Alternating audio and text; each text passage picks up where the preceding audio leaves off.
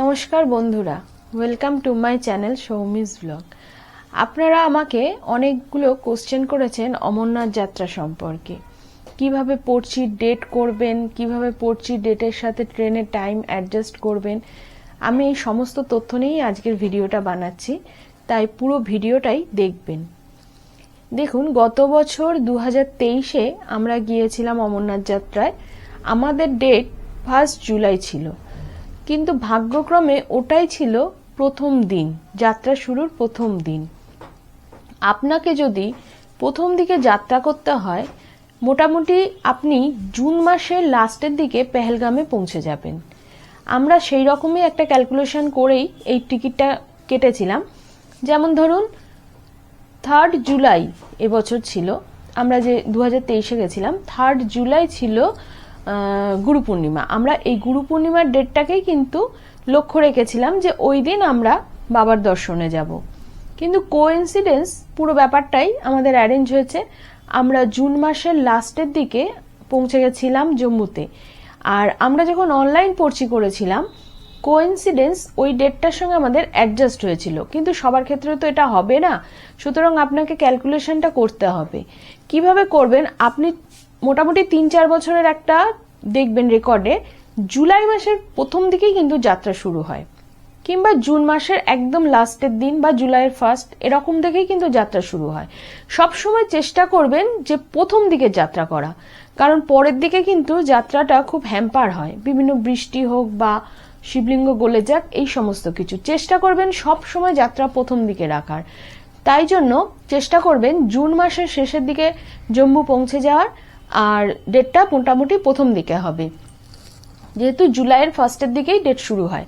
আরও একটা জিনিস বলে রাখি, আপনারা যখন যাত্রার ডেট ঠিক করবেন, অবশ্যই সাইনবোর্ডের সাইডটা খেয়াল করবেন। আমরা প্রতিনিয়ত ঘন্টায় ঘন্টায় কিন্তু এই সাইনবোর্ডের সাইডের উপরে লক্ষ্য রেখেছিলাম। আপনাকে অবশ্যই নজর রাখতে হবে, মেডিকেলের যে ওরা যে ফর্মটা অনলাইন ছাড়ে সেটা কিন্তু প্রতি বছরই চেঞ্জ হয়। আপনি এই বছরের ফর্ম নিয়ে সামনের বছরে কিছু করতে পারবেন না। আর আমরা কিন্তু অনলাইনে রেজিস্ট্রেশন করেছিলাম, অফলাইন রেজিস্ট্রেশন আছে, সেটা আমি পরে আসছি। অনলাইন যে রেজিস্ট্রেশন ব্যবস্থা আছে সেটা কিন্তু খুব সুষ্ঠু ব্যবস্থা। আপনারা অবশ্যই চেষ্টা করবেন অনলাইনে রেজিস্ট্রেশনটা করার জন্য। আমরা সব সময় মোটামুটি এপ্রিল মাসের 14-15 এইরকম দেখে আমাদের ডেট ছিল, মানে অনলাইনে যে মেডিকেল ওরা ফর্মটা ছেড়েছিল এইরকম ডেট দেখেই ছেড়েছিল। আর ওখানে কিছু লিস্টেড হসপিটাল থাকে, যেগুলো জেলা হসপিটাল হয়। অনেকেই বলেন যে অন্যান্য হসপিটাল থেকে করলে হয়, আমার পরিচিত অনেকে গেছেন ওই রকম, কিন্তু আমি আপনাদের সাজেশন করব যে জেলা হসপিটাল যেগুলো ওনারা রেকগনাইজ করবেন সেইগুলোতেই আপনারা মেডিকেল করবেন। আর মেডিকেলের জন্য কিন্তু একটু সময় লাগে, একদিন গিয়ে হয়তো হবে না, 2 দিন 3 দিন লাগবে। আপনাদের প্রথম কাজ হচ্ছে এপ্রিলের 2nd উইক থেকে কিংবা 10 তারিখ থেকে সব সময় যে অমরনাথ যাত্রা সাইনবোর্ডের যে সাইটটা আছে ওটাতে খেয়াল রাখবেন যে ওরা কি কি আপডেট দিচ্ছে। আমরা সব সময় খেয়াল রেখেছিলাম যে যখনই আপনারা দেখবেন যে মেডিকেলের যে ফর্মটা ওরা ছাড়ছে, সেই ফর্মটা নিয়ে সাথে সাথে চেষ্টা করবেন মেডিকেলটা কমপ্লিট করে নেওয়ার, এবং কমপ্লিট করেই চেষ্টা করবেন যে অনলাইন সেটা সাবমিট করার, যদি ডেটটা শুরু হয়ে যায়। মোটামুটি ওরা যখনই অনলাইনে ফর্মটা দেয় তার একদিনের মধ্যেই ওরা ফর্ম ফিল আপ শুরু করে দেয়। আর যে ফর্ম ফিল আপটা হয় ওটাতে কিন্তু কিছু সিলেক্টেড সিট থাকে, আপনি চাইলেই সেই নিজস্ব ডেট নিতে পারবেন না ওখান থেকে। ওরা যে ডেটটা দেবে সেটাই নেবেন। সবসময় ফার্স্ট টাইম চেষ্টা করবেন, তাহলে কি হবে, যাত্রা শুরুর প্রথম দিকেই আপনারা ডেট পাবেন। হয়তো আপনি ভাবছেন যে আমাকে কয়দিন গিয়ে ওখানে থাকতে হবে, আমরা কিন্তু 2 দিন এক্সট্রা টাইম রেখেছিলাম। এরকম একেবারে পুরো ক্যালকুলেশন আপনি করতে পারবেন না যে আপনি আজকে জম্মু পৌঁছাচ্ছেন, কালকে পেহেলগাম হোক বা বালতাল হোক এবং তারপরের দিনই আপনার যাত্রা শুরু হবে, এই ডেট কিন্তু এতটা ক্যালকুলেশন আপনি করতে পারবেন না। আর অবশ্যই অমরনাথ যাত্রার জন্য আমি বলবো 1 থেকে 2 দিন হাতে এক্সট্রা টাইম রাখবেন, কারণ আপনারা প্রত্যেকেই জানেন যে অমরনাথ যাত্রা কিন্তু ওইভাবে হয় না, ওখানে প্রচুর বৃষ্টি হয়, বরফ থাকে, কখনো কখনো যাত্রা বন্ধ হয়ে যায়। সুতরাং হাতে অবশ্যই 1-2 দিন এক্সট্রা টাইম রাখবেন। আমাদের 2 দিন এক্সট্রা ছিল, আমরা একদিন গিয়ে পেহেলগামে ছিলাম। সেই জন্য আমি বলবো আপনারা ডেটটা করবেন মোটামুটি 1 জুলাই থেকে একটা হিসেব করবেন, তাহলে জুনের লাস্টের দিকেই পৌঁছে যাচ্ছেন জম্মু, এবং তারপরে আপনারা যে ডেটটা পাবেন সেই ডেট অনুযায়ী আপনারা পৌঁছে যেতে পারবেন।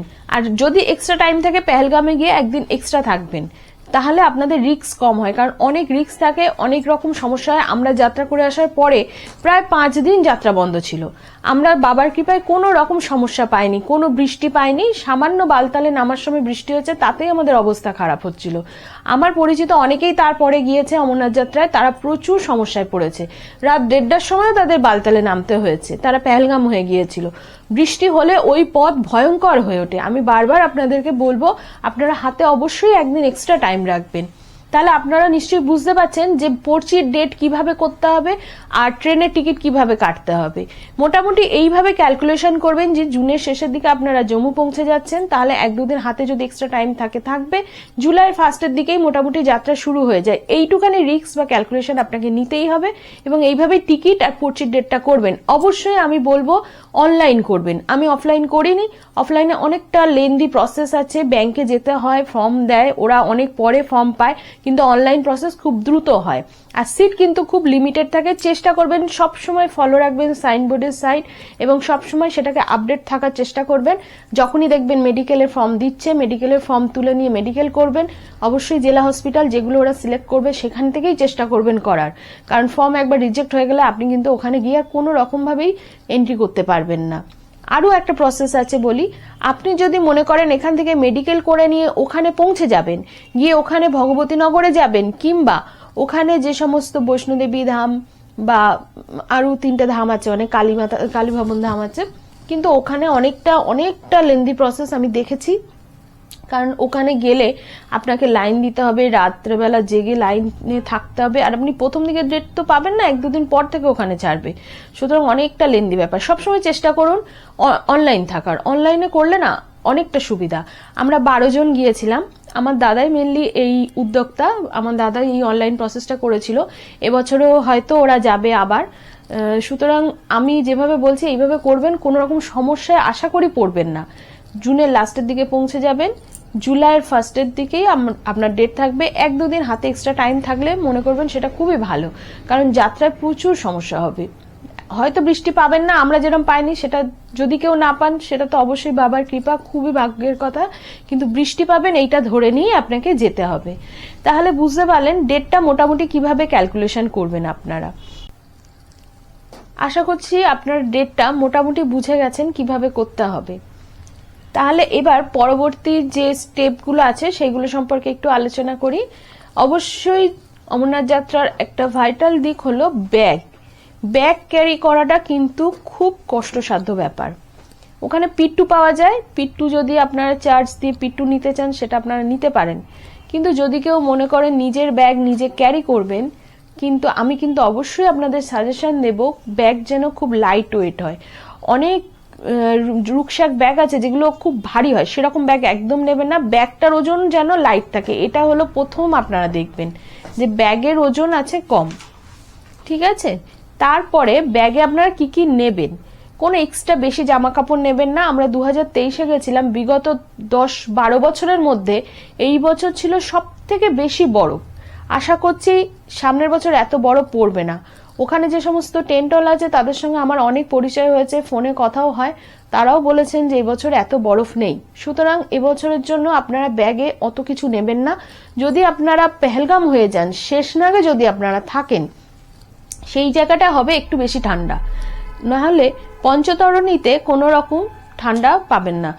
একটা জ্যাকেট পরবেন, কম্বলের মধ্যে ঢুকে গেলেই ব্যাস ওইটুখানি ঠান্ডা আপনারা সহ্য করতে পারবেন। শেষ নাগে কিন্তু অক্সিজেনের খুব অভাব আছে, আমাদের সারা রাত প্রচুর অক্সিজেনের অভাব পেয়েছি, আমরা খুব কষ্ট পেয়েছি। শেষ নাগে যদি স্টে করেন তাহলে কিন্তু একটু ঠান্ডা লাগবে। তার জন্য অবশ্যই আপার আর লোয়ারের ইনার যেগুলো লাক্সের হয় জানেন, অনেক কোম্পানি থাকে, এইরকম কটসুলের ইনার যেগুলো হয় সেই একটা ইনার নিয়ে নেবেন, একটা হাইনেক গলা গেঞ্জি নেবেন আর একটা জ্যাকেট। এইটুখানিতেই আপনাদের এনাফ। আর যেগুলো মাফলার, টুপি, মাস্ক এগুলো আছে, হাত গ্লাভস খুব বেশি লাগে না, আমার তো লাগেনি হাত গ্লাভস গত বছর, নিতে পারেন যদি কারো ঠান্ডার সমস্যা হয়। ব্যাগ বেশি ভারী করবেন না, 5 থেকে 6 কেজির মধ্যে ওজন রাখবেন ব্যাগে। খাবার দাবার যার যেটা মেডিসিন সেটা নিয়ে নেবেন। আর ওখানে প্রচুর ভান্ডারা আছে, খাওয়ার কোনো রকম অসুবিধা নেই, খাওয়া দাওয়া নিয়ে কোনো সমস্যা হবে না। এবার যদি কেউ নিজের পার্সোনাল কিছু খেতে চায় সেটা আলাদা ব্যাপার, কিন্তু এক্সট্রা খাওয়ার কিছু ওখানে ক্যারি করার প্রয়োজন নেই। আর একটা জিনিস অবশ্যই বলবো, পথে যখন ভান্ডারাতে খাবেন দুধ জাতীয় জিনিস বেশি খাবেন না, কারণ ওটা প্রচুর বমিটিং আসে ওর জন্য। আর খালি পেটে একদম হাঁটবেন না, সবসময় কিছু খাবেন। ওআরএস অবশ্যই মাস্ট, ওআরএস খাবেন। আমরা যেটা খাইনি, আমাদের সমস্যা হয়েছে, আমি আমার ব্যক্তিগত অভিজ্ঞতা থেকে আপনাদের সঙ্গে শেয়ার করছি, যাতে পরবর্তী পদক্ষেপে আপনারা যখন অমরনাথ যাত্রা করবেন কোনো রকম সমস্যার সম্মুখীন না হন, সুষ্ঠুভাবেই যাত্রাটা যাতে আপনারা করতে পারেন, তার জন্যই আমি এইগুলো আপনাদের জানাচ্ছি। অবশ্যই ওআরএস খাবেন, কারণ ওআরএস প্রচুর শরীরকে এনার্জি দিতে থাকে। হয়তো ভাববেন হাঁটছি, জল খাওয়া কম, এই জন্যই কিন্তু শরীর বেশি অসুস্থ হয়। জল বেশি খাবেন, বেশি পরিমাণে জল খাবেন, ওআরএস জাতীয় জিনিস খাবেন, আর খুব লাইট ওয়েট শসা, তরমুজ এই সমস্ত জিনিস খাবেন। ওখানে দোকানে শসা তরমুজ প্রচুর কিনতে পাওয়া যায়, এগুলো শরীরকে ভীষণ এনার্জি দেয়। পাহাড়ি পথ যারা পেহেলগাম হয়ে যাবেন তাদের বারবার বলবো আমি, আমরা যে হেঁটেছি পথটা খুব কিন্তু খাড়াই, আমার সমস্ত ভিডিওতে আপনারা দেখতে পাবেন পথ কিন্তু খাড়াই আছে। বালতালের পথ প্রচুর খাড়াই ছিল, নামার সময় কিন্তু আমাদের বেশ সমস্যা ছিল। তবে এবছর অনেকটা রাস্তায় কাজ হচ্ছে, আশা করছি আরো স্মুথ হবে বালতালের পথ। কিন্তু পেহেলগামের পথ অনেকেই বলেন যে অতটা খাড়াই না, কিন্তু আমার ভিডিওতে আপনারা দেখবেন যথেষ্টই খাড়াই আছে পথ। আরেকটা কথা আপনাদের সঙ্গে শেয়ার করি, ডেকাথলন যে কোম্পানি আছে, আপনারা চেষ্টা করবেন ওই কোম্পানির থেকেই জুতো আর রেনকোটটা নেওয়ার। অমরনাথ যাত্রার প্রধান দুটো জিনিস হচ্ছে রেনকোট আর জুতো। বাবার কাছে যাবেন, এক তো মনের জোর, আর একটা কিন্তু জুতোর জোর। ওখানে আমার ভিডিওতে অনেক দেখবেন খালি পায়ে অনেকেই হেঁটেছেন, কিন্তু আমাদের সবার পক্ষে তো খালি পায়ে বাবার কাছে যাওয়া সম্ভব হয় না, সুতরাং জুতো আমাদের পরতে হবে। আমি দেখেছি ওখানে গোল্ড স্টার বা অন্যান্য যে সমস্ত কোম্পানি যারা ইউজ করেছেন তারা কিন্তু অনেক সমস্যায় পড়েছেন। ডেকাথলনের মিডিয়াম রেঞ্জের যে সমস্ত শুগুলো আছে আপনারা চেষ্টা করবেন ওই সমস্ত শু নেয়ার। আমাদের গ্রুপের কয়েকজন খুব হাই রেঞ্জেরই শু নিয়েছিলেন, তাদের তো কোনো সমস্যাই হয়নি। তবে আমাদেরও খুব সমস্যা হয়নি, কারণ এবছরের যা বরফ পড়েছে, আশা করছি সামনের বছর এমন বরফ আপনারা পাবেন না। আমরা যদি ওই বরফে ওই জুতোতে পরে কোনো রকম স্লিপি না হয়ে হেঁটে পুরো পথ যেতে পারি, আশা করছি আপনারাও পারবেন। জুতো আর রেনকোটেই ইনভেস্টটা করবেন, আর আদার্স অন্য কোনো কিছুতে ইনভেস্ট করার কোনো প্রয়োজন নেই।